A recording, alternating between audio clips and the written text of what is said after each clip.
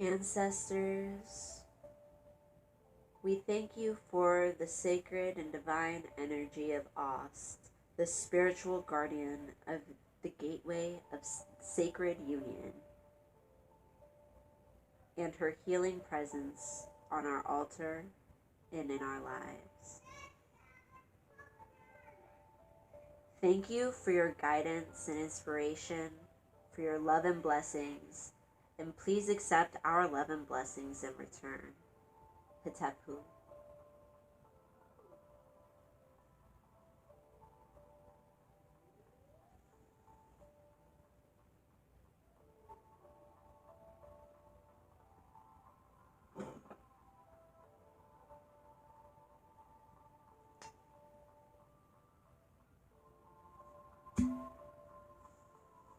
We pour in honor of Sankofa, and we answer with Ashe. All praise and adoration to the spiritual guardian Ost, the protector of sacred union. Ashe. All praise and adoration to the ancestor of sacred union, Betty Shabazz.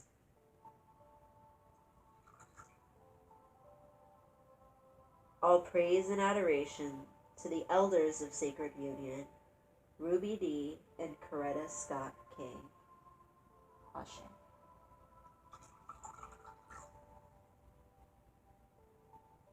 All praise and adoration to my divine self and my contemporary divine sisters, Camille Cosby and Suzanne Taylor. Ashe.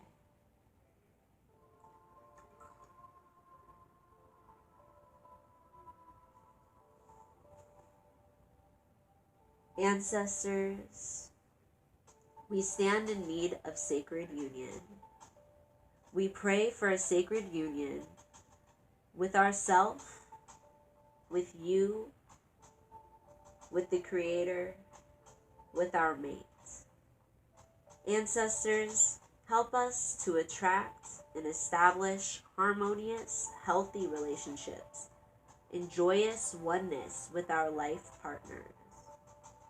Help us to identify and release old hurt feelings, resentments, and hostilities that are trapped within our body temples. Help us to have the vision, strength, and courage to learn from all of our past and present relationships, as they are all reflections of our own consciousness, each and every one. If by chance our intimate relationships do not change, may we remain undaunted and fearless. May we be the one to become the first link of change and transformation in our lives, for all healing really begins within us. We affirm that each one of our intimate relationships, past and present, has value and has in some way prepared us to grow into a more conscious, sacred union within ourselves. As we reflect on the true purpose of sacred union, we give thanks to the divine masculine and feminine within us, and the divine masculine and feminine that unite and create sacred unions, the life force from which all creation flows within us. Ashe. I am a sacred woman. I am a sacred woman. I am a sacred woman. I am a sacred woman.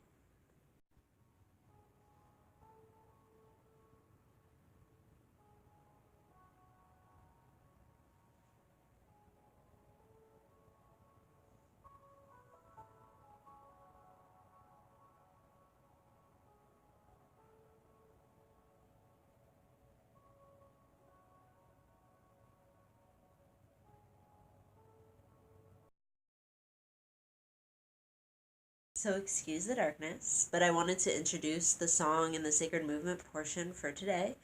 Today we're going to be listening to a song by a singer called Ashe Om, Asheom, and the song's name is Womb. And I thought a song named Womb obviously was fitting, but I especially found this song fitting because the artist is a male, and this portion of opening the gateway really emphasizes the importance of embracing the masculine and the feminine within ourselves, as well as the masculine and the feminine within our partner. And I thought, it was so fitting for this song to be a part of this because so often we don't really think of the masculine when we think of the womb, even though, as he'll come to say to you, we all come from the womb. And I thought, this was just a really fitting and a good way to put it in, because, sometimes guys try and sing about the womb and it just kind of falls flat. But this one, I thought he did a good job. It's a little short, but it's rhythmic and it's beautiful, and it's a cool way to spread it on. I found this song on the channel Crystal Sounds. It's a channel that usually promotes women of color, typically black women, who sing kind of neo-soulish type of music, but they also sometimes promote guys who have similar sound. And so this was one of such people. He doesn't have very much on YouTube, but you can definitely try and check him out on this platform and others, because I thought this song was so good. So anyways, here's hoping it doesn't get taken down or muted or anything, forcing you guys to listen to something else. But I think it should work out. It should just, monetize for the artist. So anyways, enjoy the sacred movement portion for today.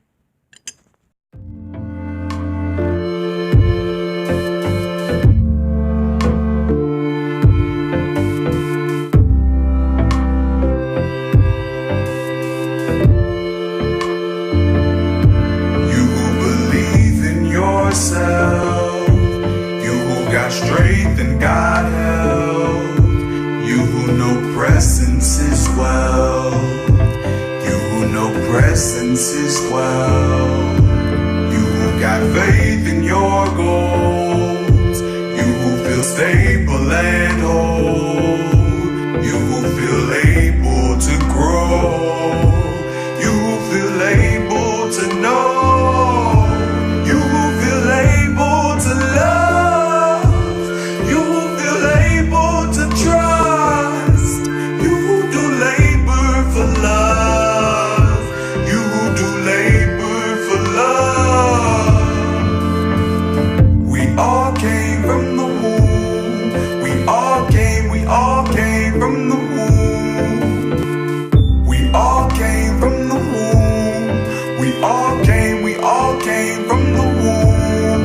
on my mama, on my kids, on me, on the heads of every last one of my homies, on the heads of every one that's gon' be, one that's gon' be, one that's gon' be. On my mama, on my kids, on me, on the heads of every last one of my homies, on the heads of every one that's gon' be, one that's gon' be, one that's gon' be. Feeling the grace of peace, feeling the grace of peace, feeling the grace of peace, feeling the grace of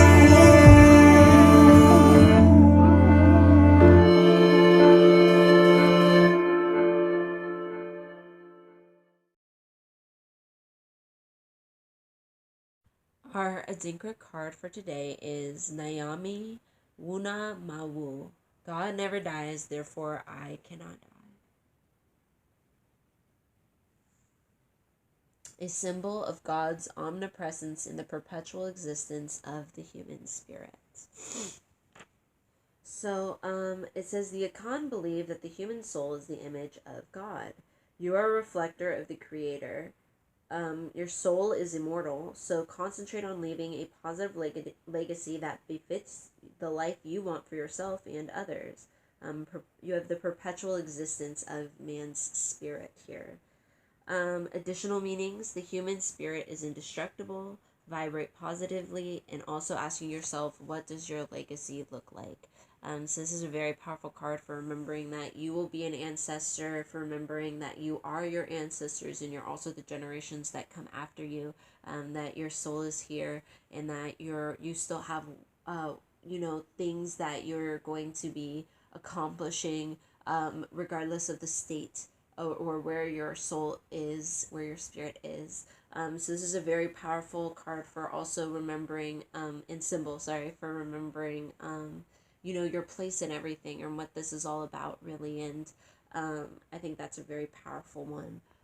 And I also think that the words here, God never dies, therefore I cannot die, and remembering that could also be a source of courage and strength, for you to, for if you feel like carving it on, to something, or, even drawing it on yourself, or, using like henna or hagwa or something like that to mark your own body for a time.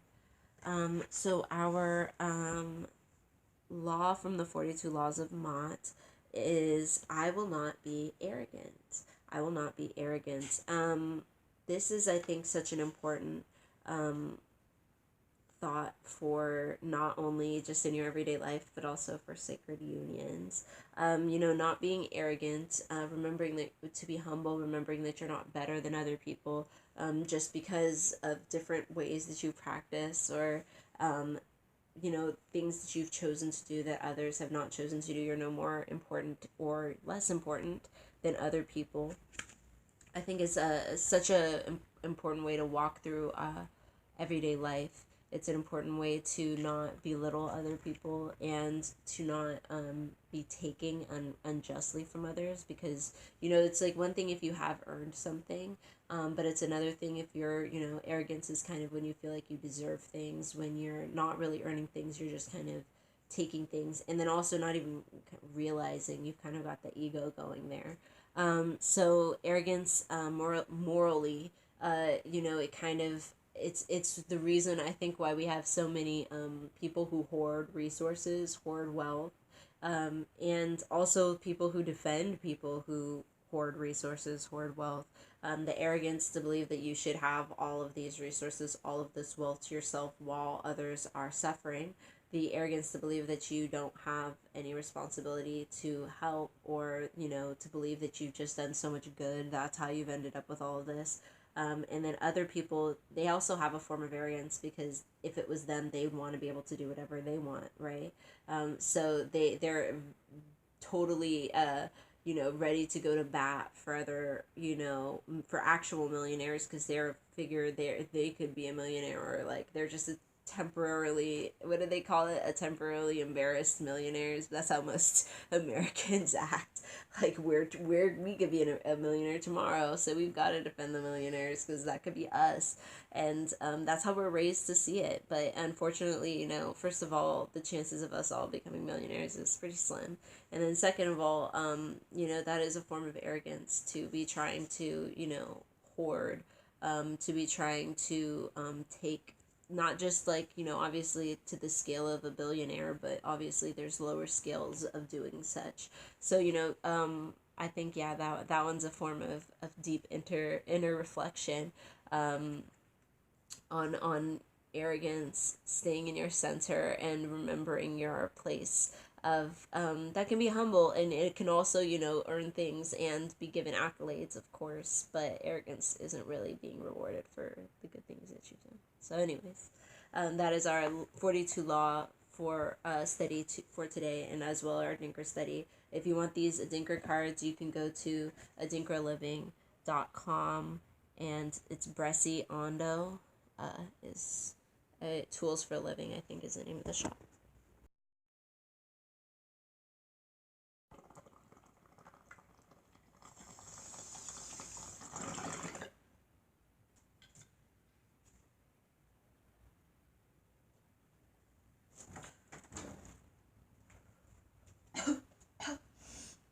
Welcome to the chop break.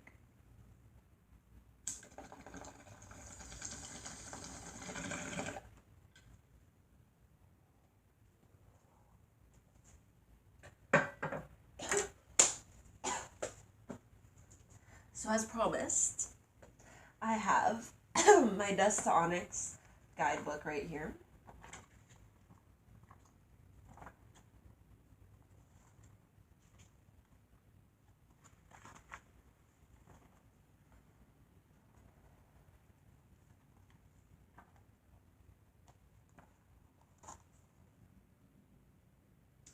Today we have the 7 of Coins.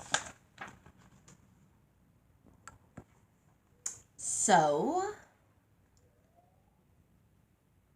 we're going to, I think I'll just read it and, talk how I always do. So the 7 of Coins, the awakened words she has written here are patience, assessment, attention, steady progress, persistence. And the keywords for the dormant side are giving up, infertility, depression, dead end, abandonment. So, and as a reminder, 7 of Coins. I'll show you guys the picture a little bit more in a moment. She usually talks about the symbolism in it. If you've ever watched Neil deGrasse Tyson on his documentary series Cosmos, you learned about the billions of years and numerous eras it took to get the world to where it is today. Our ancestors turned to folklore to simplify our understanding of this time and energy exchange. But just as the saying goes, time waits for no one. Time is nobody's servant. It took a chain of chaotic events to form this earth. It took most of us approximately 9 months to form in our mother's wombs. It only takes the mayfly one day to go through its entire life cycle, while the inky cap mushroom's cycle is even shorter, blooming and dying within several hours. Regardless of time, a chain of biological events has to occur through the birth, life, and death phases. Nature demonstrates to us every day the variety of energies necessary to sustain our world. It should serve as a reminder of our own existence and the patience and persistence necessary to allow time to do what it has to do to manifest what we desire. So this one is definitely, referring to sacred time, all things happening in their time, our inability to rush things, how time continues on without us, whether we are working hard or not, or working hard at our goals, or working hard at the things that are holding us back. Time is not going to wait for us. We have to put in that effort. In the 7 of Coins, we have a woman in solitude in a quiet forest. Oh, okay, I see it. She's sitting crisscross. In her lap are 7 coins, looking as if they were in her womb, waiting to be birthed. She is heavy with child, heavy with creation, heavy with luxury, abundance. That's what we're all carrying in our womb. Isn't that the most... do you see what I mean about this deck and about using this book for bibliomancy? It just makes you feel something every time when you think about the symbolism that she put into the book and the artwork. There are very few decks that have made me feel this way. Actually, I would say no deck has ever made me feel as excited as the Dust to Onyx deck did. So, and continues to, should I say, to this day. Just seeing all of the, detail, the more I see it, the more I'm like, this is better than anybody has ever attempted to do. So anyways, she's talking about these coins are a creative process, like a goal. They are abundance. They're the birthright. They are within, and they are waiting to be birthed into the world, which birth is a very difficult process. And so is pregnancy. And so is, carrying and gestating and giving of your energy and life force into something else for without a break for months and months on end, and then to have it all culminate in one big energy suck, right? Birth. It's very difficult, but it's very rewarding, right? It's what you want. It's what's empowering you. It's what's making you feel. So I really absolutely love that she's saying they are in her womb as a waiting to be birthed. Behind her is the great orangutan. The orangutan spirit reminds us to have wisdom and to trust our intuition. It is also a reminder of the relationship between mother and child so that we learn to understand our own nurturing relationships and what fruit it produces. That's a very beautiful, I think, comparison. Not because I think having a kid is anything like having a pet, but because pets, animals, never really grow up, you know? Like your kid, you're gonna be changing their diaper for, depending on the child, 3 to 5 years, 2 to 5 years. You're always gonna be picking up your dog's poop. You know, there's never a time when your cat starts changing the litter box. It's never an expectation you can have. So seeing the relationship as one between mother and child as something that you're always serving, I think that's a very astute observation. And the the orangutan is kind of like a wild card, you know, if you're caring for one. So I feel like that also is a very beautiful reminder of wisdom and intuition, because caring for something that you can't really communicate with on the deeper of levels does cause you to use your other senses a little harder than you normally would. I feel like, when people know what their pet wants or know what their animal wants, they're familiar, whatever it is that they're communicating with that's non-human. It's, you're reading language that isn't language. You're reading non-verbal, non-spoken language, and that does heighten your other senses, and it does force you to use those other abilities to be able to see what something else or someone else needs. It is, right now, things may not seem to be going at the pace you desire. It's like waiting for paint to dry or an egg to boil. The Seven of Coins teaches us that despite what our eyes see, there is movement. That's so beautiful. And we must be patient with the journey that gets us to our results. You may feel that your efforts have been without reward, but it is coming. Using this time to pause and assess your progress instead of giving in to the fear of failure. Use this time to pause and assess your progress instead of giving in to the fear of failure. You may end up quitting right as you reach the finish line. If you're feeling hopeless and demoralized, take your time to plan the next move. Even if quitting is the best option, it still requires us to be steadfast and wise in reviewing the lessons learned.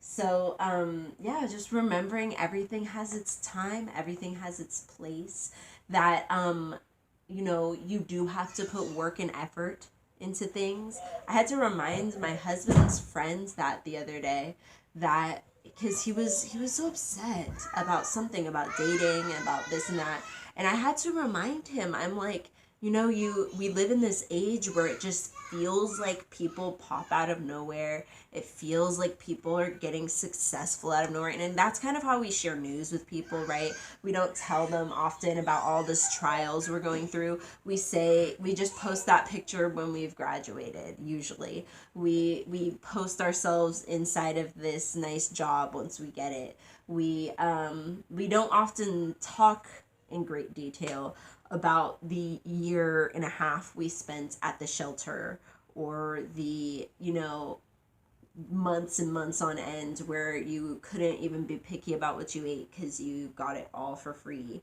Or, those times you spent hours and hours staying up late to create some sort of content that did eventually blow up. They don't understand all of the times that you practice, all of the videos that didn't get seen, all of the artwork that nobody's cared about and didn't get any likes.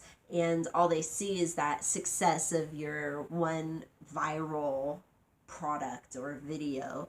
And it's a reminder though, like when I look into all of those, I've said this before, every time I look into those stories where someone, it's like they popped out of nowhere, where did they come from? That person had like a steady posting on, you know, Spotify and fucking all these other sites. You know, they've been steady putting up their work on DeviantArt. They've been steady putting it out there, trying something else. They've probably failed a couple projects, failed a couple of shops, failed a couple of, you know, business attempts. It's normal, and it's very normal to have to spend years producing something, years putting in effort, years creating before, you know, you do get that reward back. And sometimes those years, it looks like school. Sometimes it just, you know, it does look like all those other things I was just saying. But I think the important thing is to remember that most every good thing takes time.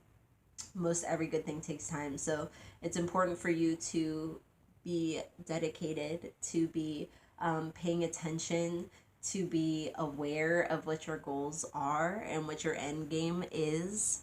And definitely be looking at that when you're manifesting, not so much, you know,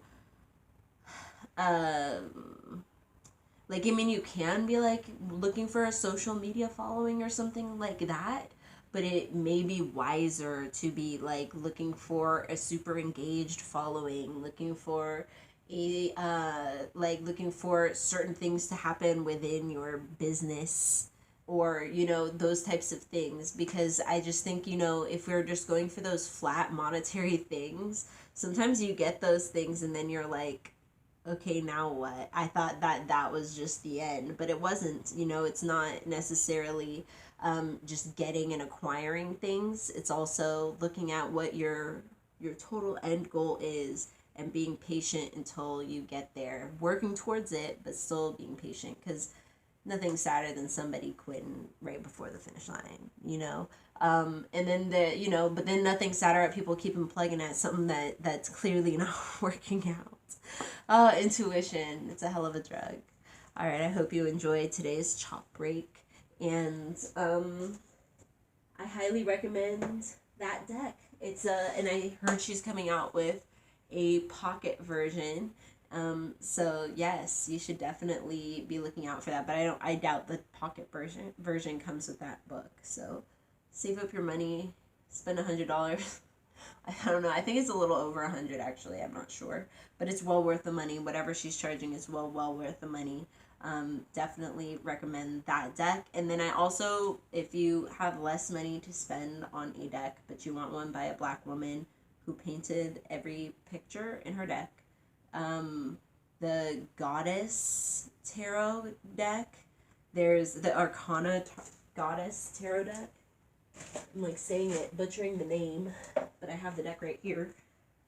So this was illustrated and written by Andrea Furtick, and she also has a really beautiful deck, and I'm pretty sure it's like half the price. And it has a little book, and, you know, it's beautiful and beautifully made. Smells fresh, and all of her cards, I didn't even show a single one. The back is beautiful, shiny, lovely. Cards are sturdy, and, you know, the cards are beautiful, and she did paint all of hers, and hers is brighter, which I think, you know, maybe I know why Courtney chose to make hers very dark and black centric and galaxy centric and melanin centric, but I know that won't speak to everybody like it speaks to me. So this is a lot brighter of a deck, and also completely made by a Black woman, you know, an artist with, you know, passion and all that wonderful stuff. What's not to love? All right. I hope you had a chop too, or you enjoyed me babbling during mine. So welcome to our Sacred Woman Studies portion. We are going to be talking about the Sacred Union Gateway this September. So I wanted to start off with a pile of laundry next to me. And it is very unaesthetically pleasing pile of laundry. As you can perhaps see, it is a very basic pile of laundry, but it is an important pile of laundry. That is why I wanted to share it with you. It happened to be out right now. Just in time for this video, I did this laundry last night, and it is my husband's work uniform. So why I would share my husband's work uniform with you. Usually it's not even this much. I don't even know what happened, y'all. I must have skipped a week because I went to open his back of his car and I was like, this is so much laundry. Like, this is so much laundry. And I usually, okay, the reason I'm sharing this with you is that I bless his clothes. I wanted to talk about like the kind of ritual I have for that, just in case you have a partner who perhaps is either the sole breadwinner or they are an important financial portion of the home. Blessing their uniform, blessing their work clothes is a really powerful way to help ensure they're cleansed, ensure, their job security a bit, ensure how people feel about them on the job. I try to make it a point to do it every time. Sometimes, it's like there's a lot going on, so I'll have to send him out the door and something, but usually I try to bless them every time.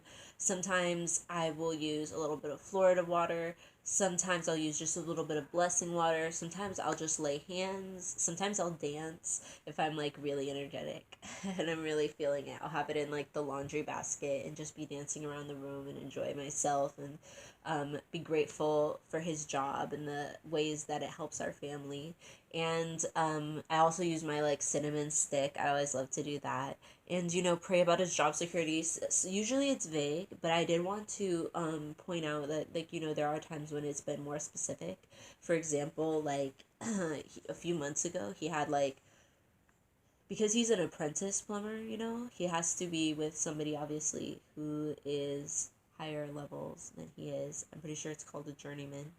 And he was with like one team, and this guy was kind of like doing too much. Like, it's something like I feel like only black people can really sense. Like, actually, I don't know, maybe other people of color like who have been in this type of situation and are aware of white supremacy when they see it, because a lot of the times they just think like white people are always innocent, which is another facet of white supremacy.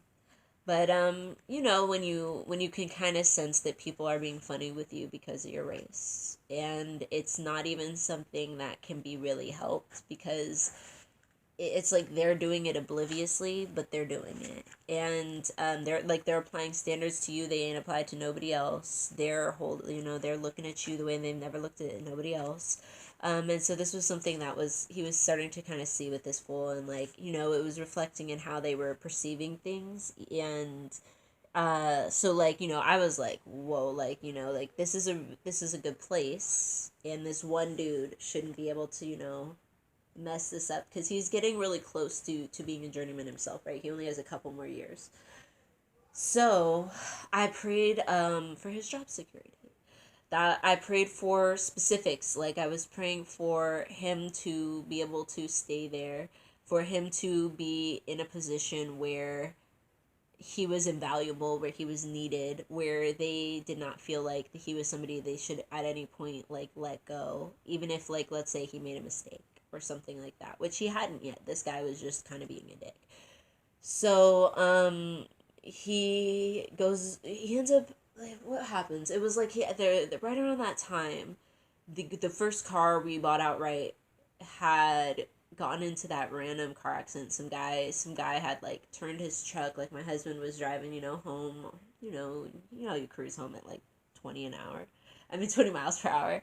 And like this guy just didn't look, I guess, when he was pulling out of an apartment complex, and he like tried to go this way, but it was like there wasn't enough time. So long story short, our car was totaled. And my husband had to take off for like a few weeks, and so then we were like a little more nervous about the job, but I was just like steadfast. I was like, I don't think, they're not gonna fire you for this. And it was like, he had to get like, so a long story short, he gets to the doctors, knows everything, so he gets to go back to work. A week after that, he gets switched to another team, and this one has a little more physical labor. But the good news is that this is like the people there love him. You know what I mean? Like the bosses there like him. And like to the point where like even a couple weeks ago someone tried to be like, "Oh, they switched him because he was like too slow or something," and his new leader, his new journeyman was like, "Nah, like that's impossible. Like no, I work with him every day. He's like easily one of the fastest best workers I have. Like no, that's impossible." And so it's like to the point where he has somebody like they're also thinking about switching him back to the other one because they're like, "Oh, he was one of the better people actually," and he's kind of like, whatever, I actually like where I am right now, so no big deal, you know what I mean? But it was interesting because for a second there I was like, "Oh no, is he gonna be upset because like this place has more labor?"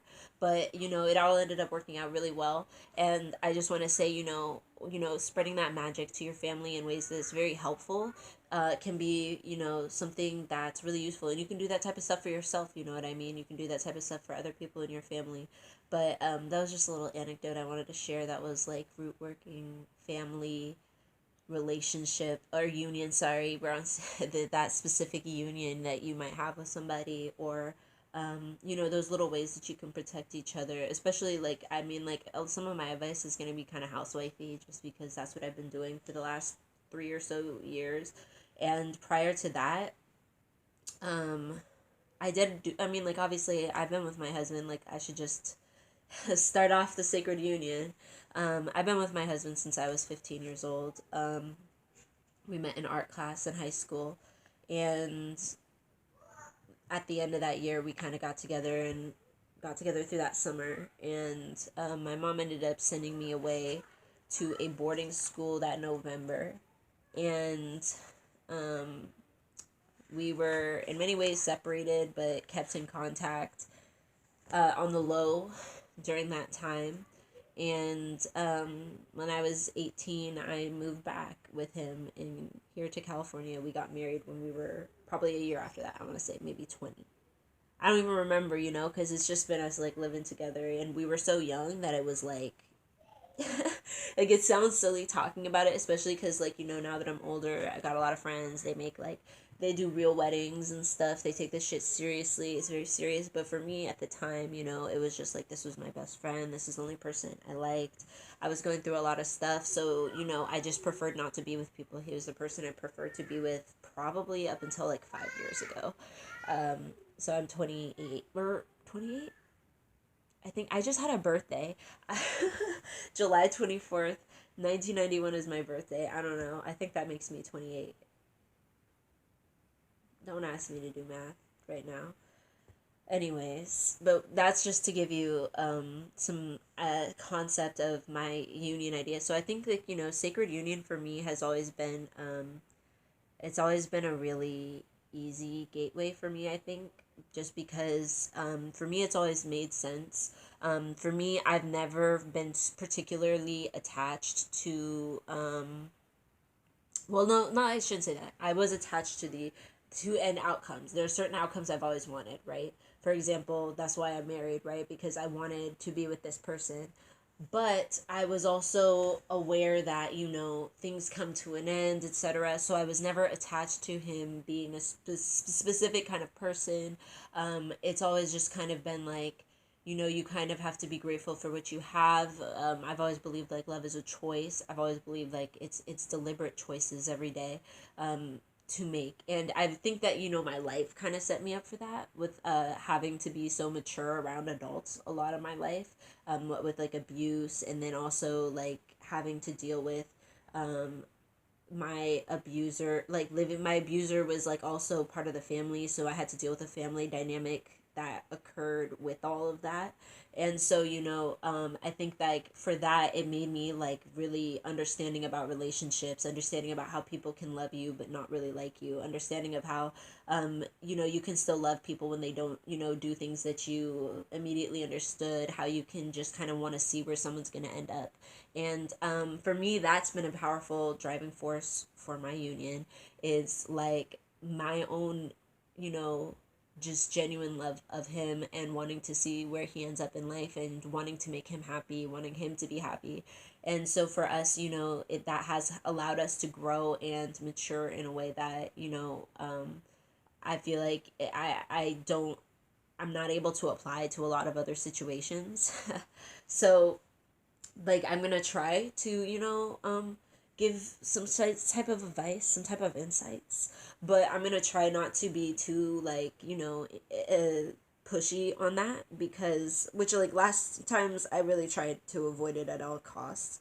But I do think that sacred union has been one of my strengths for a long time, even like when it fails. I'd say the bad times in my relationship have been like maybe cumulative. If I put it all together, I could maybe get like a year and a half of like us, like when it's bad sometimes it's real bad, but it's never really that long. And so like yeah, it's definitely one of my strengths, and so I'm hoping like perhaps I can give something to that, just because I have been married for like practically a decade and definitely been with somebody for well over that. So anyways, so welcome to this gateway. Welcome, welcome, welcome. Enjoy it. I'm on page 322 if you have your book. And I did want to start with the gateway elements and talking about all those little things that go with the gateway. Just because that's always a good way to start, right? That's why she puts it at the beginning. So she talks about the elements being water, moon, and female. And then on the other, fire, sun, and male. And I think that's such a powerful, obviously I know a lot of people, and this also is my goal, is to really focus on talking gender neutral throughout this gateway, just because I know sacred women have different people loving on them. We have different people we're supporting. Some of us have, a woman taking care of us. Some of us have a man taking care of us. Some of us are in a dual partnership where everybody's 50-50 in different things. And, some of us don't have any kids at all. It's like there's different dynamics and stresses on all of our relationships. So I'm going to try and keep it gender neutral throughout this. But the masculine and the feminine is still really important, because that's within us. That's within our partner, future partner, whoever we've idolized in our mind, whatever features and needs we have personally for that partner to have. They're gonna have both within them, and it does need to be a balance, and there does need to be understanding between those. And so really focusing on those opposites, but also how they come together, how they help each other, how they create together is so important. It's so powerful. So she starts by saying, so I said water, moon, female, fire, sun, male. Sacred union eliminates toxic, dysfunctional relationships that destroy life and creates and supports cleansed, honest, and harmonious relationships that energize one's life. Fulfilling healthy relationships are the result of establishing sacred union.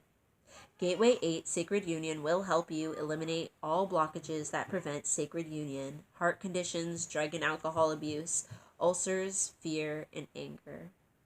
That's also super important. I think the drug and alcohol abuse is something I've definitely witnessed a lot. Like you definitely have to be careful, because like I mean I do think that couples can obviously partake. If you're people who smoke, if you're people who take shots, I don't know, even like if you do other things, like some people like to take tabs of LSD with their partner occasionally, or shrooms, or I don't know, coke. I don't know what people are doing. Please don't do meth. Please don't do heroin. Please don't do opioids. Please stay safe, people. Please keep it to party night and date night. I'm just saying, I'm a sacred woman that definitely believes in like living and like making sure that you guys, have fun together and enjoy each other's bodies and life. So my daughter is like playing around, knocking like silly things on the door. Okay, so, but anyways, I do believe like you should totally, you know, enjoy each other in different ways. But I don't think, like, there are some things that are on people's never list. There are things that are on my never list. I think that's okay. And, there are some things that I think, you do have to remember that you do only live once. And that we're not all, you know what I mean? We're not all Queen Afua. We're not all trying to be like spiritual healer, running a huge, organization totally dedicated to all these things. And I do think that's also important to remember, right? We're all living different lives, and we're all in different types of partnerships and have different ideas of what's fun and what we should be doing. So, anyways, but I do think that there is a level. Like I said, like I've seen couples who have like gotten together in like a whirlwind and like been like off their rocker doing like, ecstasy chronically, like, and like mistaking that for like passion together and all this other stuff, and then they ended up getting, I've seen people have kids, you know what I mean, in that type of situation. And a lot of the times when you are relying on drugs, like um you're kind of like supplementing the happiness, right? So when you're off drugs, it's really really hard to do that naturally. You know what I'm saying? So like there is like a real need. When she's talking about like that drug abuse, I do think like people sometimes with the drug abuse you start mistaking like your abilities to do things. And I do think, with some drugs it's probably easier to like not than others. For example, I think like weed is probably an easier drug to naturally get along with each other without than say like I don't even know what other drugs I could think of. LSD. Like there's a difference between all these drugs, but still, when you're somebody who's definitely supplementing emotion with drugs consistently, that definitely gets in the way of sacred unions, no doubt. She says, we are trying to blossom into our full sacred center by working on these every day of the week, 7 days a week. We're doing it 4 times throughout the month of September, should I say. And I think September is kind of a shorter month, isn't it? I don't know. All right, so our spiritual bath oil is white rose oil this month. It is for the divine oneness of inspiration, and wisdom. All right, so it eliminates separation, confusion, and depression. Place 4 to 6 drops of white rose oil in your bathwater. Remember, inter is spirits. We have the vowels missing here because that's a ancient Egyptian word. So she says this promotes emotional balance, relieves stress, anxiety, worry, impatience, and shock. Sprinkle a few in your tissue or handkerchief. Place it by your pillow to inhale while sleeping. That could also be a really wonderful one to perhaps like put on something that your partner carries to help facilitate the romance between you. Let's see.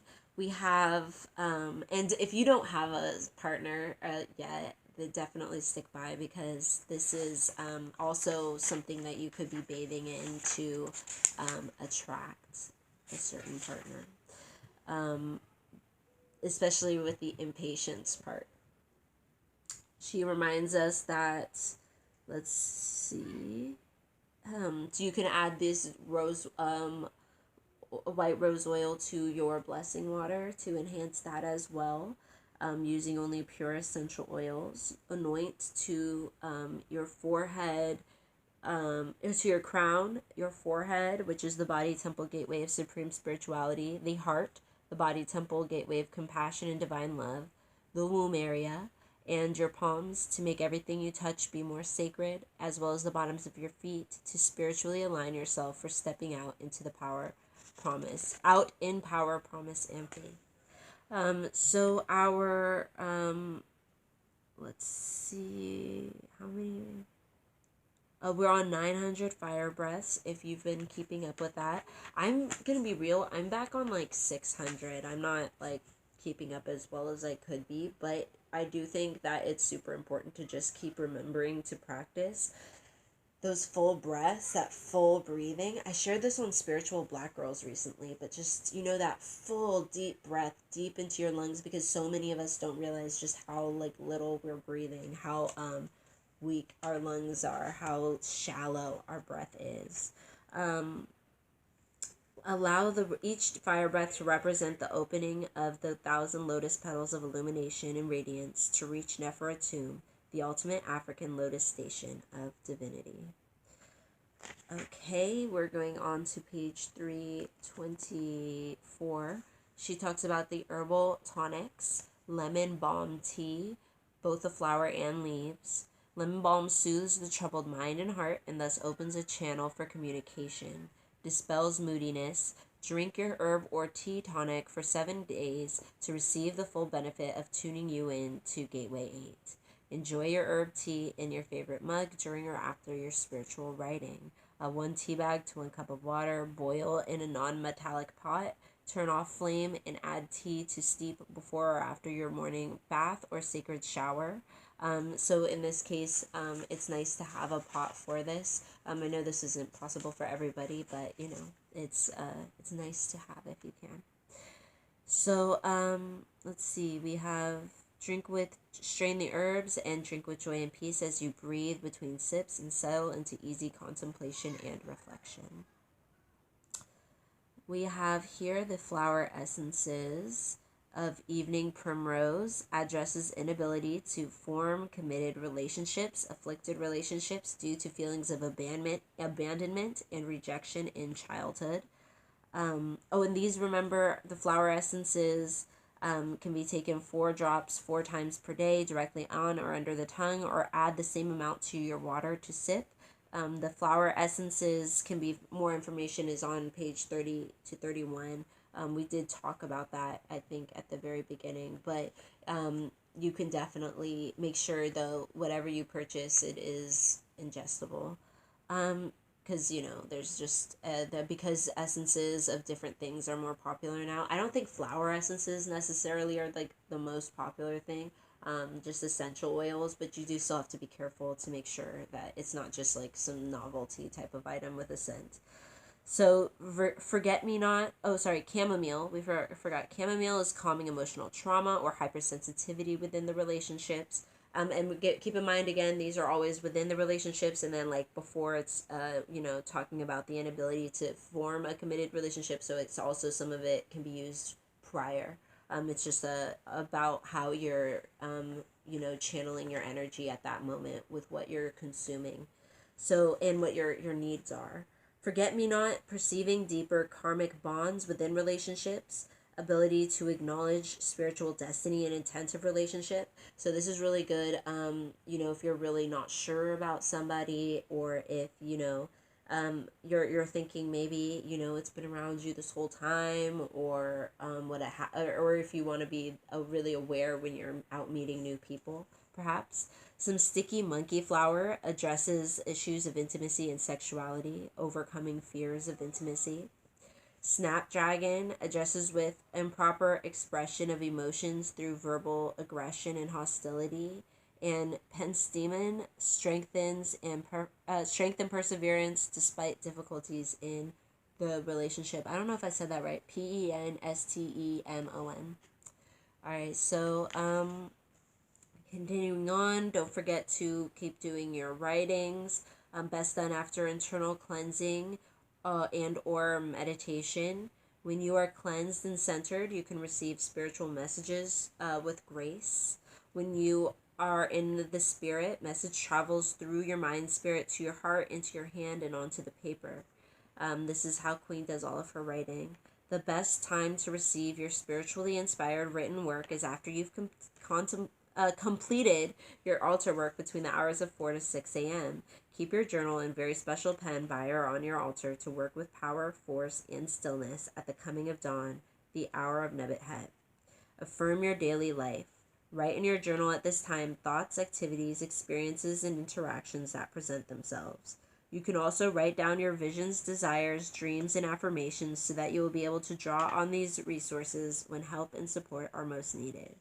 If you find you're unable to contact your inner voice during your journal work, call Sesheta, the keeper and revealer of secrets, who is indwelling to assist and speak through you. Keep working on your quilts, please. I definitely have had only a little bit of, progress since last time, to be completely honest. But you should definitely be continuing on if you are somebody who's doing this, or if you're somebody who's just waiting till next year when I get this together.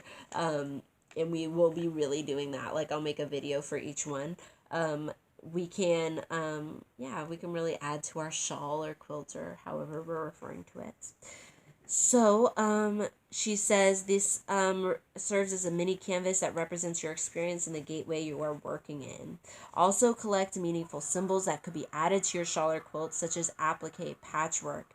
Add stones, natural objects, collectibles, family heirlooms, photographs that have been reprinted onto fabric, or other significant items that embody the essence of your experience. Give your imagination free rein and let your craftswoman spirit tell your story. You can also go to page 127 and 129 for a longer talk about that if you're new here and you have your book. So for Sacred Union, the tool is the Ankh to symbolize the union of masculine and feminine to place on your altar. There's also, you could use a new journal to create a Sacred Union dialogue for recording, molding, and shaping the desires of your heart, or for dialoguing directly with your mate, for you both to add to and enjoy together.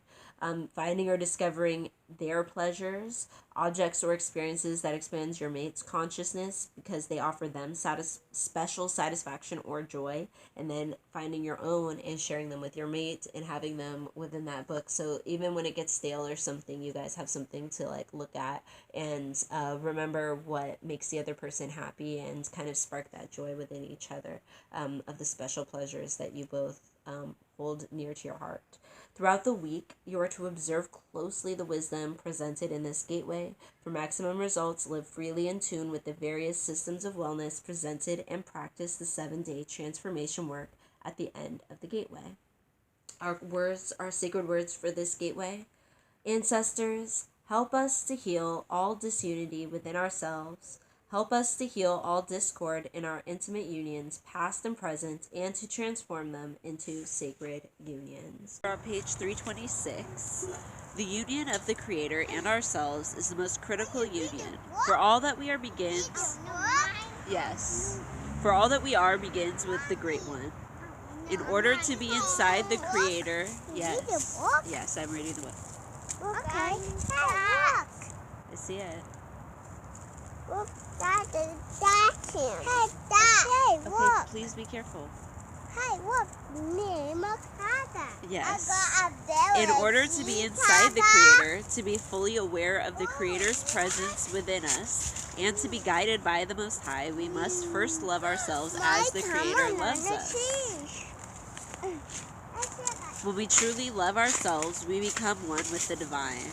It is then that the Creator can enter our house and all of our unions will be blessed. So that was with the Creator. That was the sacred union with the Creator. Then we have sacred union with self. We all have at least 3 or more active aspects or personalities within ourselves. Each of these personalities develops in divine time to aid our growth and development. To be effective, these various parts of ourselves must come into harmonious union and work together in concert for the greater good. For example, one self protects us, another self inspires us, a third is brilliant, and yet another is sensual. The male and the female parts of us must come together with love. These complementary aspects must unite into one team, one entity, with the strength necessary to ultimately give us all that we need as we journey through life. Meditation and fasting will help us learn to honor our own sacred union within. So in this case, she's just talking about all those different parts of us that come together to make us us, and focusing on the parts that need focusing, nurturing those parts, helping them grow, helping those skills grow, and then also okay, be careful up there. And then also, learning how to merge your skills together to be even more effective, even more powerful at, as you work towards your goals. With our mate. Once the 2 forces of male and female come together in complete harmony, heaven and earth become one. The wellness of Earth is determined by the union of the opposite forces. When earthquakes, tidal waves, and hurricanes manifest, It is a direct result of a lack of harmony between the energies, the masculine and feminine energies on the planet.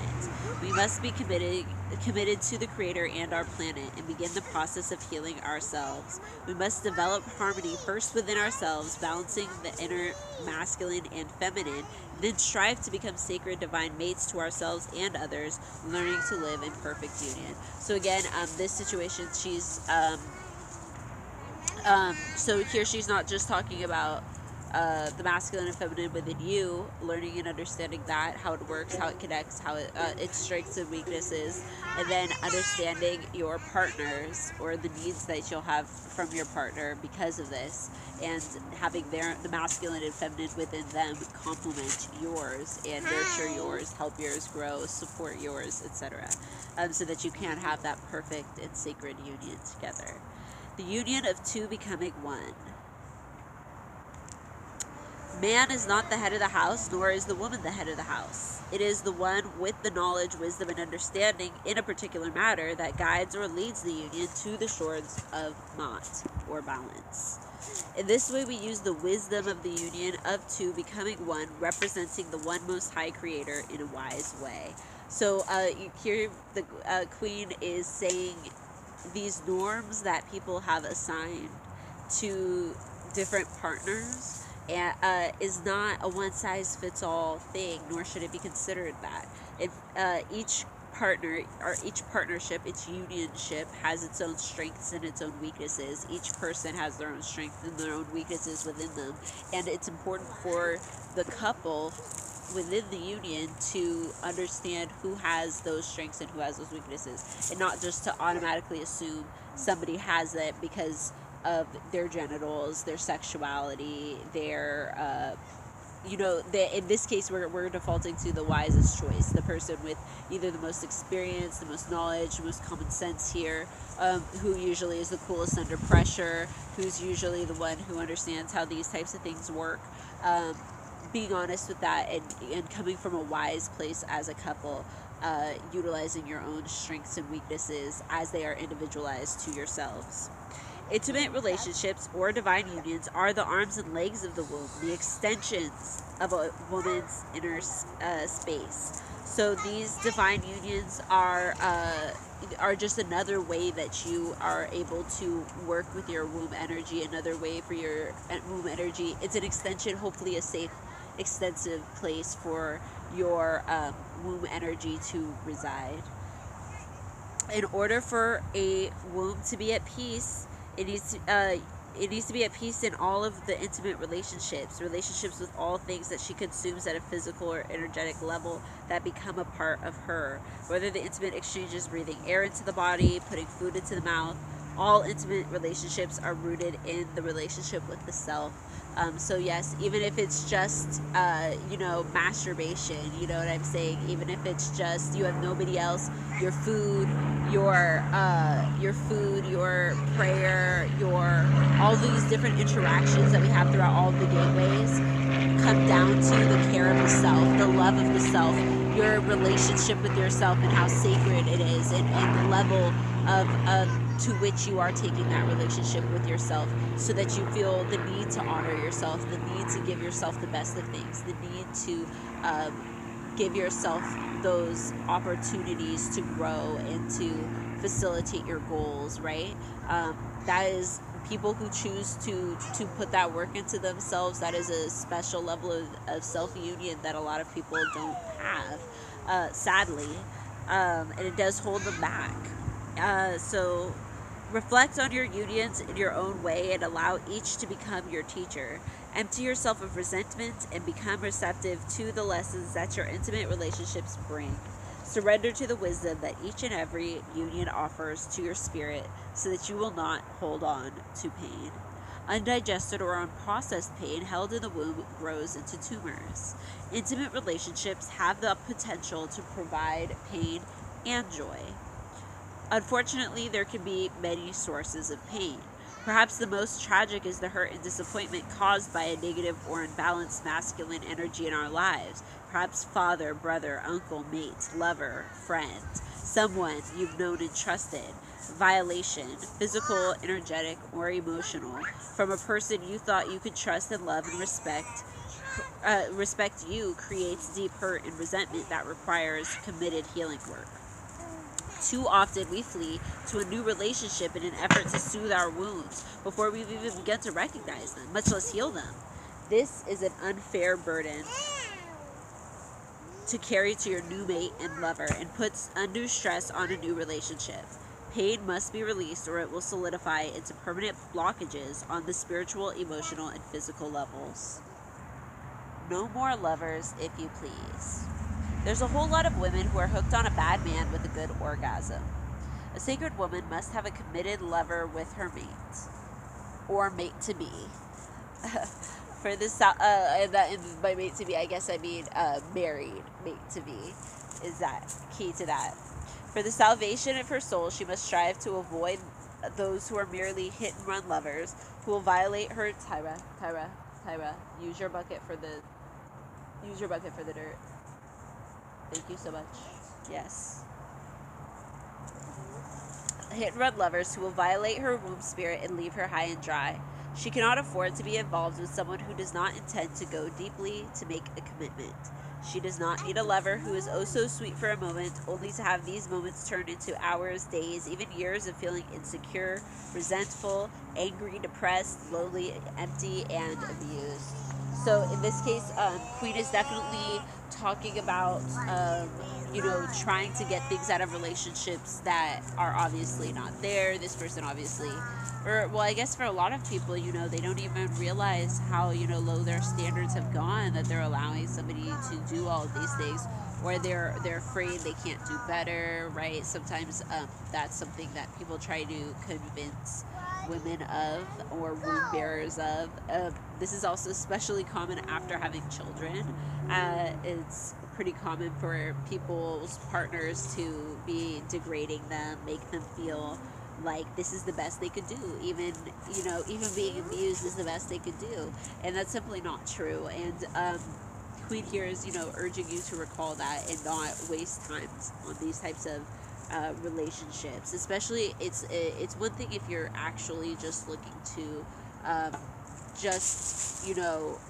have an orgasm, right? But then it's another thing if you really are looking for a real relationship, but then you're wasting your time, your energy, your emotions on these other relationships that are a lot less important, a lot less have a worse long-term investment.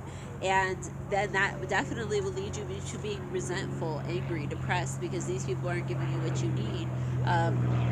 They're giving you the bare minimum, which is basically what you signed up for. So we have here, she says, we're on page 357, by the way.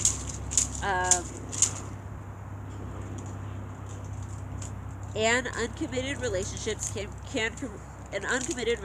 can create these feelings in a woman or a man.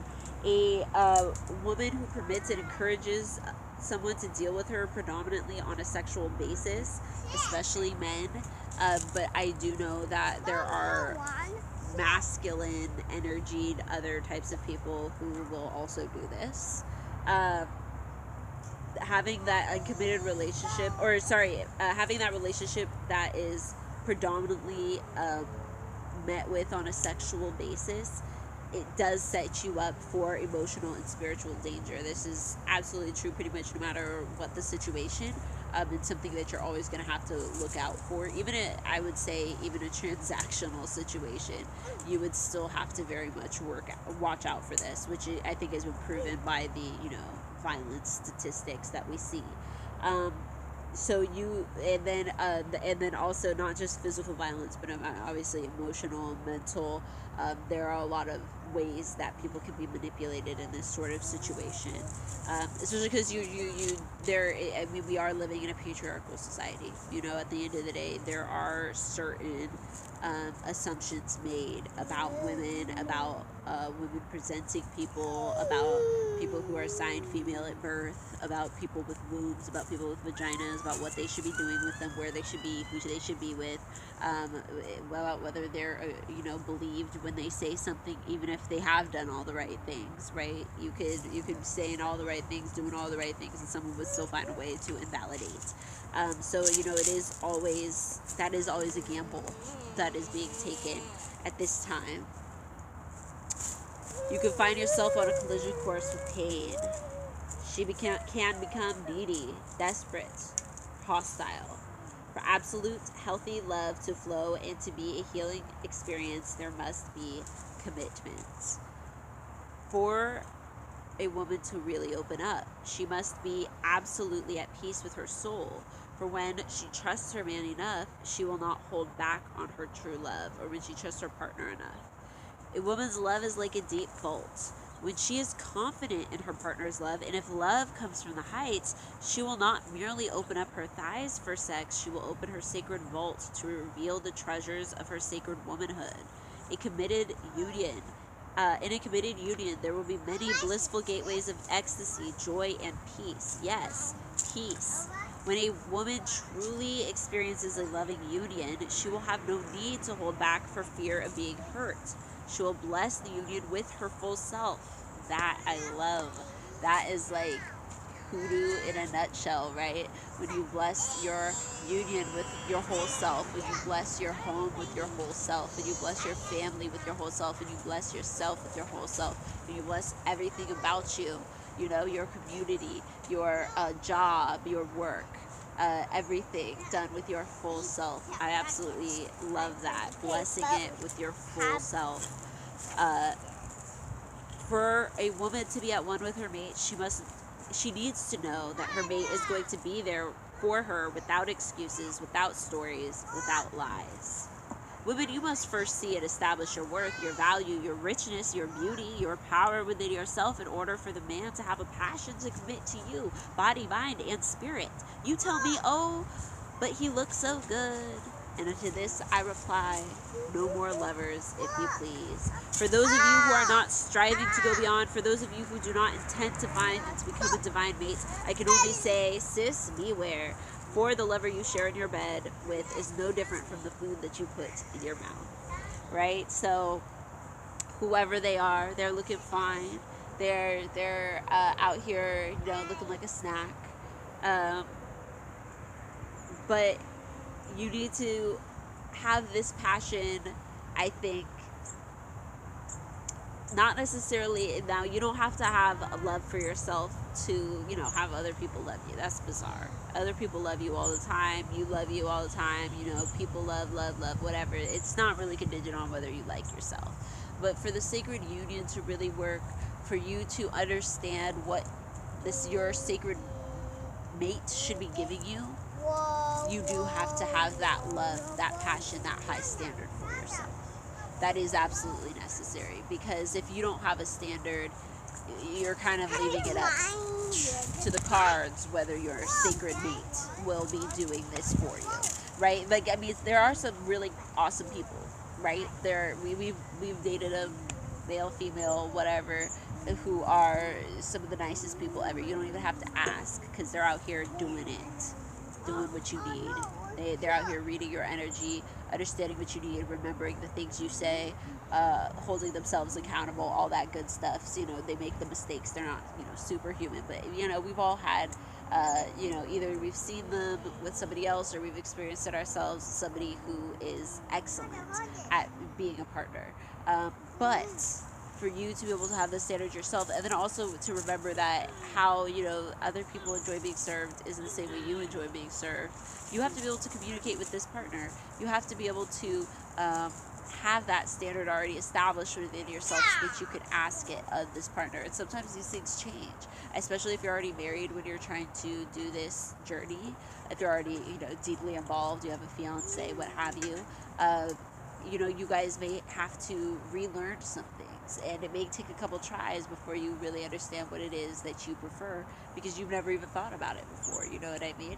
And that's something that you guys will have to be open with as you work with each other. But prior, if you don't even have anybody and you're looking for somebody, um, having that passion for yourself, for your own standards, for your own needs, understanding what those are, loving them, cherishing them, that is a very important step to take to prepare yourself for the sacred union. So your sacred union is an extension of your womb. It is this person, that is what this person should be for you. It should be an extension of your womb energy, of your love energy, of your creative energy. They are also a powerful creating force. Sacred woman sisters. When you have an itch, don't scratch it by finding just any old person to go to bed with. The soul of a woman cries out every time she gets screwed as opposed to loved. Their job, beautiful card, being fine are not enough for you to give them, to give in to them, even just a little. It won't do. Be patient and trust, for the right person for you is on the way. Keep the faith and look ahead. Stay in tune. Remember your divine self. Place your consciousness within the royal court of Mot, the place of righteousness. Transfer your sexual energy to creative activity. Take dance classes, learn to play an instrument, take voice lessons, write poetry, fast, pray, prepare yourself for your divine mate. So in this case, you could be filling up your abilities with things that are related to what you want for your partner. Like, let's say you are like, you find you're really weak at something. I don't know, like cooking. That's something I've been notoriously weak at for most of my relationship. Maybe you get into cooking classes. Maybe it's something that you want for yourself. Maybe you've always wanted to learn another language, always been interested in being some level of dancer. You want to do something that's fulfilling and, healing for yourself, for your own soul. Maybe it will be fasting and praying and things like that, spending time in nature. Maybe it will be utilizing your orgasms for creative, spiritual purposes, magical purposes. I don't know. But, finding those ways to honor your solitude, honor who you are, and not waste time and energy on, relationships that are ultimately not giving you really anything. And often just taking from you. Within it's not an even exchange at all. This these types of things are distracting from the energy that you could be putting into your union or finding your sacred union. And then also honoring the sacred union within yourself to help facilitate the energy to attract a sacred union for yourself. Do you think, sorry, I just skipped a whole bunch of stuff. Here we were. For the continuation of a race, the salvation of our people, and the enrichment of our nation, we women must stop having lovers who have no intention of being our married partners. We must love ourselves, respect our wombs, and protect our souls from all harm, danger, or sickness so that we will finally experience wholeness as women who are loved properly and sweetly. I do want to stop there. Marriage may not be your absolute end goal, but having a sacred union should still be pretty high up there. If you are having a union, should I say, if having this sacred union is something that's important to you, having a union is important to you, then doing it, so that it's fulfilling, healing, helps with the growth of both of you in so many different ways. It should be something because, we're at this point in history where your union is not totally financially based, right? We're at points in history where it is plausible for people to try and marry each other for reasons other than financial reasons. So this is something that, can also be taken into account when you're trying to, look at what your decisions are for your sacred union. So having those long-term unions that benefit both of you for a really long time and help with all of that, I think is the thing that we're focusing on, not so much on like getting a ring, unless that is something that is absolutely important to you, which it is for a lot of people. So we're ultimately, our goal is to be what she says here, experiencing wholeness as women who are loved properly and sweetly. And that proper love is that love that is, full. It's caring and admiring of your individual self, however that may be, and your needs, whatever those may be.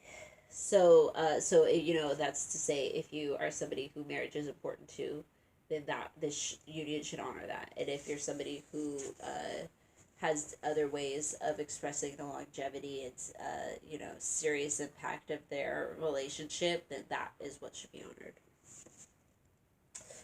Reflect on our ancestors. Watch the elders and witness how they made love work. Learn the lessons of sacred union. Observe the patience, the commitment, and the quality of the wise one's love. Allow their vision to mold you, to support you as you embrace higher degrees of love in tune with your inner self. Keep echoing the following affirmations when you think you are getting weak, because you deserve so much more. Close your eyes, go within, and decree to yourself, no more lovers if you please. No more lovers if you please.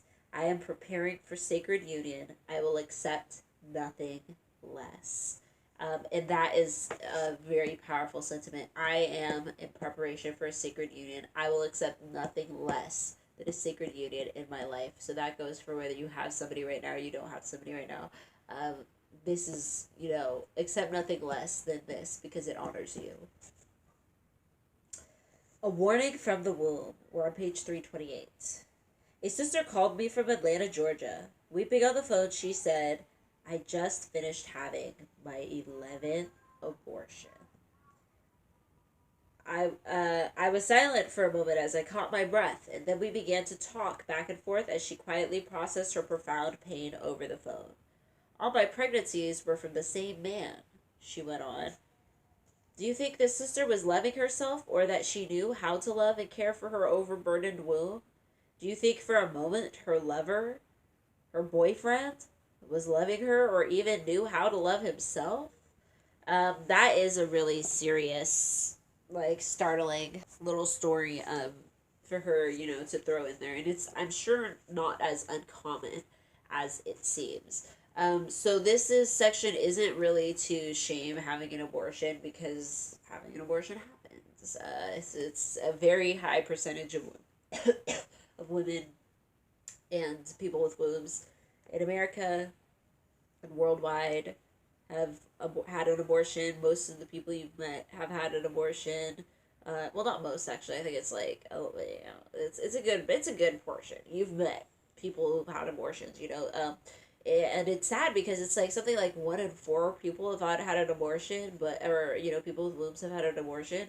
But a lot of people don't believe they've met somebody who's had an abortion, because it's something kept very hush hush, because it's something stigmatized. I do think that there are plenty of times where you can have an abortion where it's totally healthy and it's not an issue.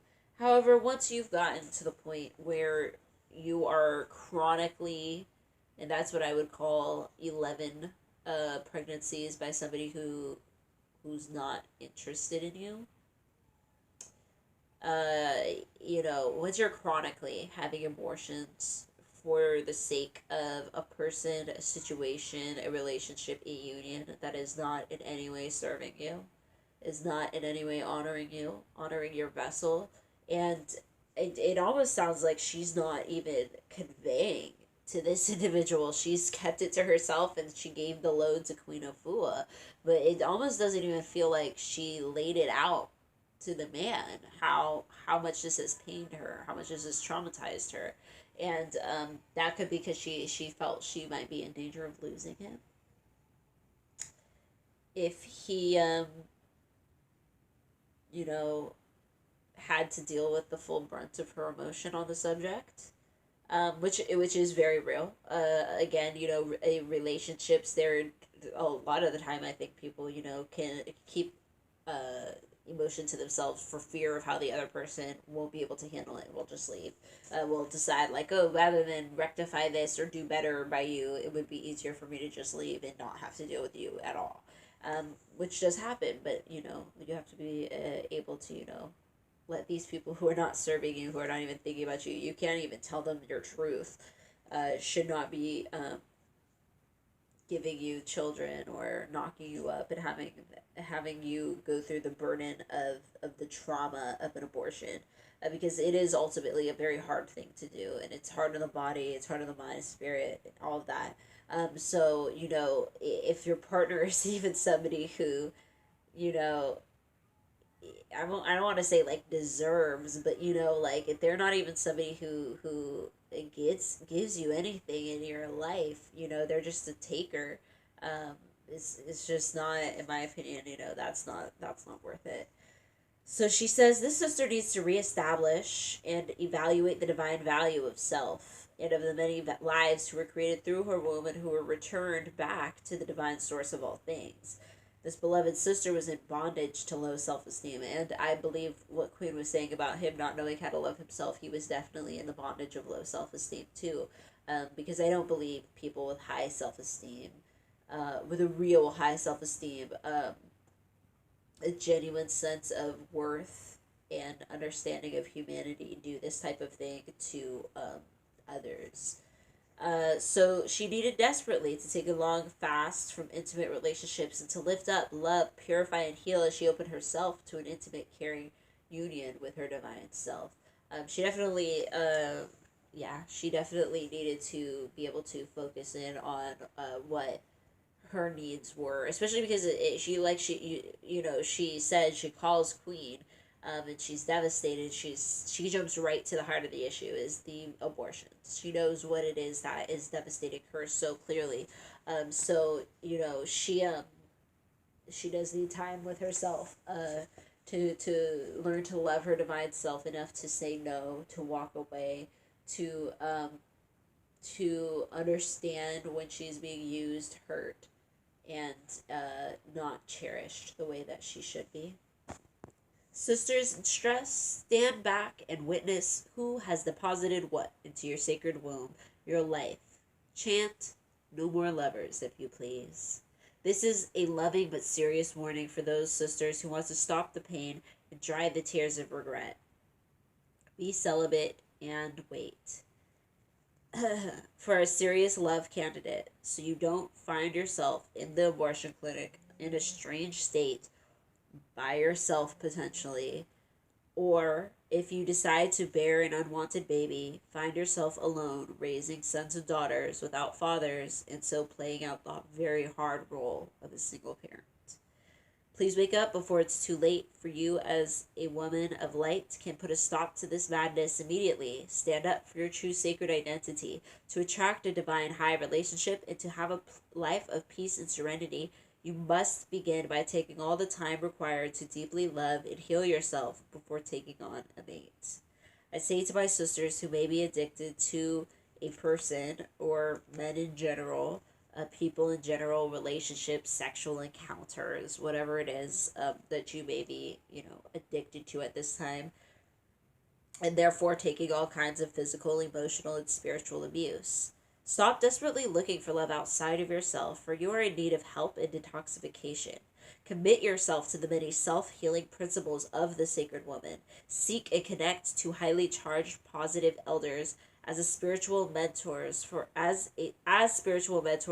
least 365 days or more. So, if you've been with me since the beginning of this year, I mean, you kind of got it. We're still dedicating for that full year. But I mean, the reason I think she says the full year is because and that way you could do it through all the seasons, through the hard ones, the easy ones, through the times when it is easiest to kind of be by yourself, because maybe you could go out in the summer and enjoy time with other people versus the winter where you're cold and alone and you kind of want some company perhaps. It's the same reason why they say you should date somebody for 4 seasons, right? It's because You can see them in all modes of themselves, and in this way you can also learn to love yourself in all modes of yourself, because people do tend to change from season to season. Like some people thrive more in like fall, some people it's more of a springtime thing. Come to learn yourself in those different ways. Then, with the grace for the divine creator, you will be in a more centered, loving space, which will make it possible for you to bring a sacred lover reflection, union reflection into your space.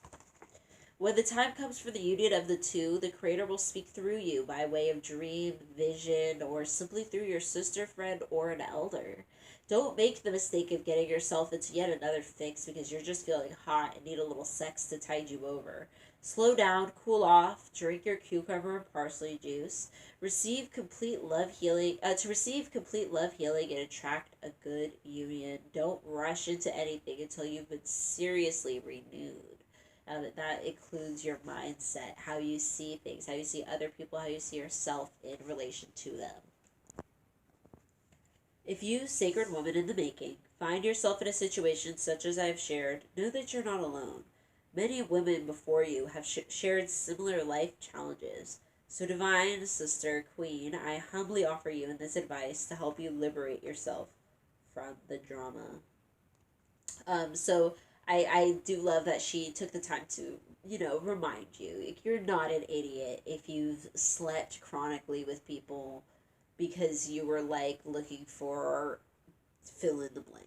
You're not, totally alone if you've ever had several abortions by the same individual or by similar individuals, similar situations, and you seem to keep walking into them, etc. These are not things that, we're trained for. These are not things that you are alone in. This is the type of thing that women and people with wombs are consistently pressured into, and the way our society is like set up kind of maps it into this. And so it is a very new thing for people to reclaim and then also raise their daughters in a way that does not center marriage, pleasing a man, impressing men, competing with women to get men, etc., etc., being wife material, being taken care of, being, all of these things that are very domestic, very, centered on, the ways of the patriarchy. The ways of the patriarchy literally leads us directly to these types of things, so it's so important for us to, while we're doing this, not to dwell in like the stupidity of our past, the issues of our past, all these little mistakes that you kept making. It's so important to instead focus on how your eyes are now opened to how easy it is to get sucked into that stuff, and to spread this good word on to other people, onto the next generation, onto, the women around you, not necessarily only through your words, which are super important, but through your actions, through the way you handle things, through the way you choose to do things, through your example. So we're on our last few parts here, page 329. She has a period of celibacy, a time to return to self. Now, before I continue another word on celibacy, please do not go celibate if you are married or similar, equivalent. You know what I mean? If you guys are to the point where you consider yourselves married, you've been together a decade plus, you live together, your finances are all entangled, you have kids together, that type of shit. Whatever. If you are at that level of relationship, do not go celibate unless you both are completely on the same table, in agreement, and are like have a plan. You know what I'm saying? You guys are like, we're gonna be only edging, we're gonna be doing this. You have a specific amount of time, how long this is lasting, because it can get really messy if you're in a married relationship and you just are like, actually, we're no longer having sex because I need to cleanse.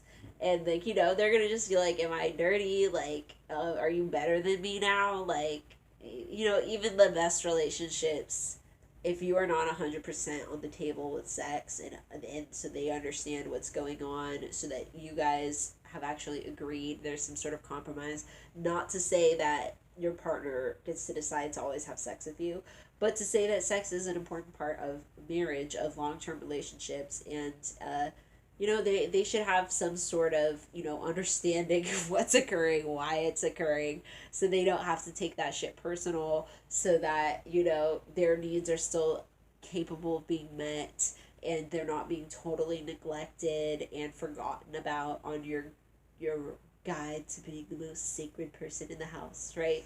So I do want to say that I'm not trying to set anybody up for divorce talking about sacred unions. So, but I do want to say celibacy can add some sorts of spice to marriage, to relate to your unions, especially longer term ones. If you guys are, uh, looking to elevate with each other, there are ways that you could definitely turn that sex magic into, something that's still celibate but is powerful. So let's see. We have be at peace, don't panic. A period of celibacy can be a wonderful time in your life. It can rejuvenate you when you have exhausted all of your mental, emotional, and spiritual energy reserves. For example, when you keep trying to start a relationship with a mate, but it just never seems to work out, and that happens again and again and again, maybe it's time to consciously pull in your energy and recharge your battery mentally, physically, and spiritually by giving yourself a rest from sex.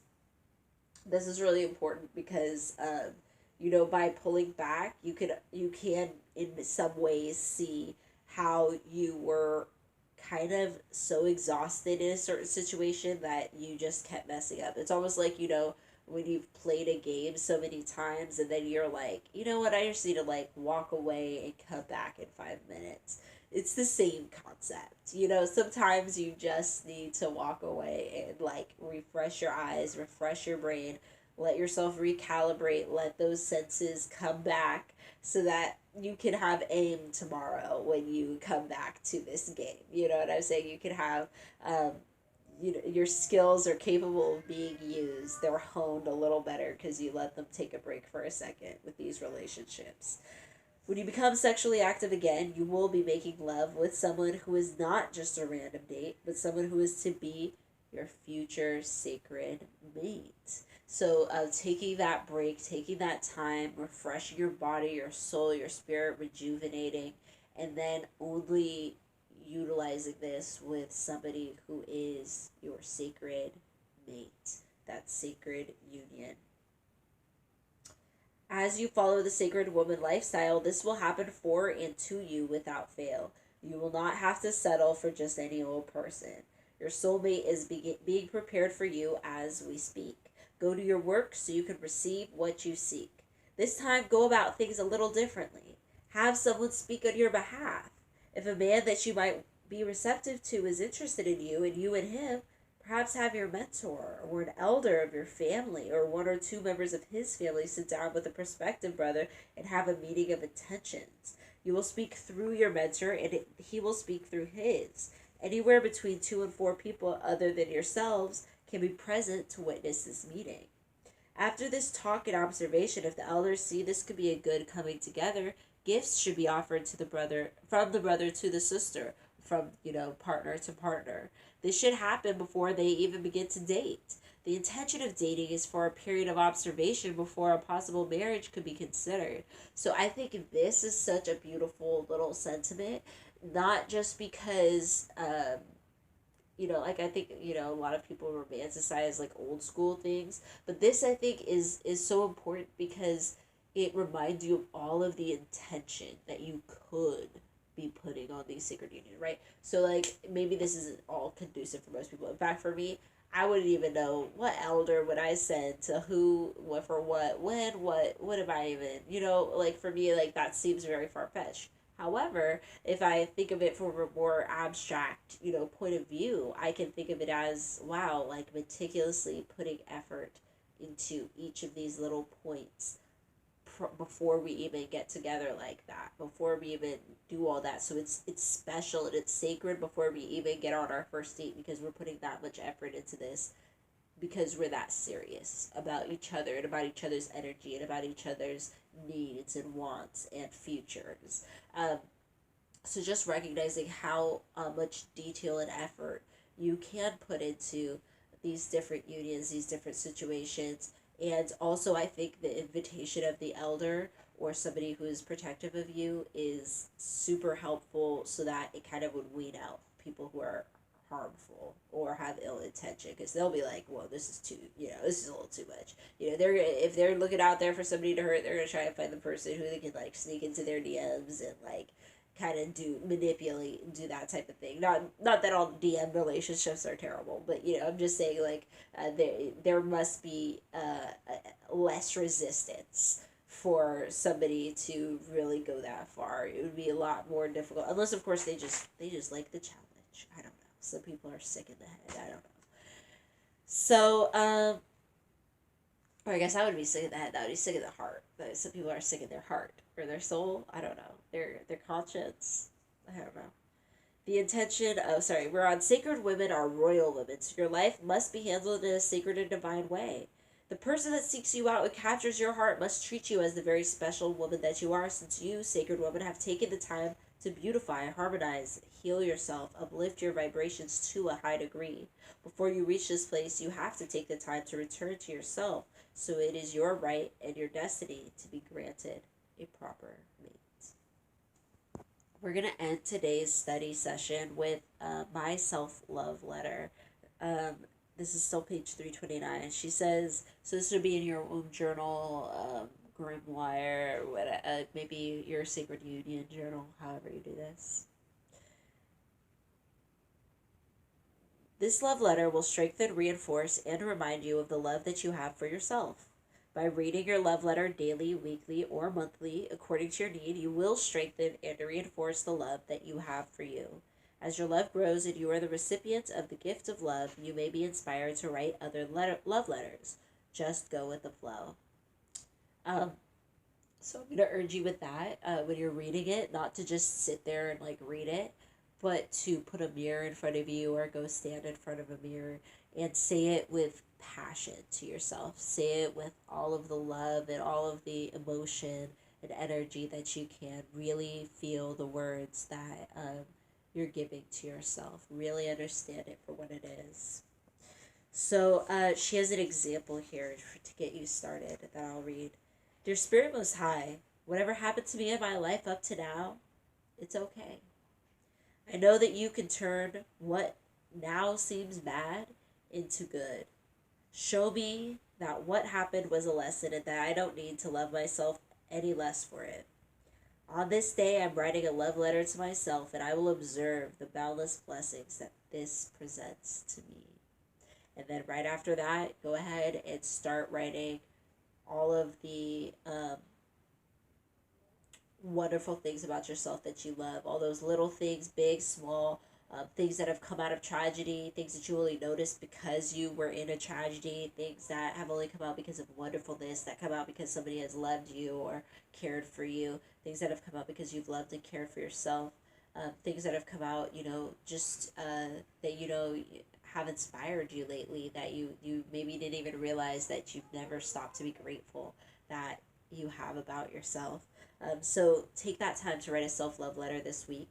I'm going to go ahead and write myself a self-love letter, and we can all really start this month with the union within ourselves before we focus on anybody else. Focus on that self-love union, that union we have within all the facets of ourselves, loving of that masculine energy, that feminine energy, and what that all means for ourselves in all of the different ways. You could be here. Hold on. But yeah, that's what we're going to be doing for this week. Go ahead and write the self-love letter. And that is all for this study. So I'll see you next Monday. And until then, may your ancestors and spirit guides be with you at every crossroads.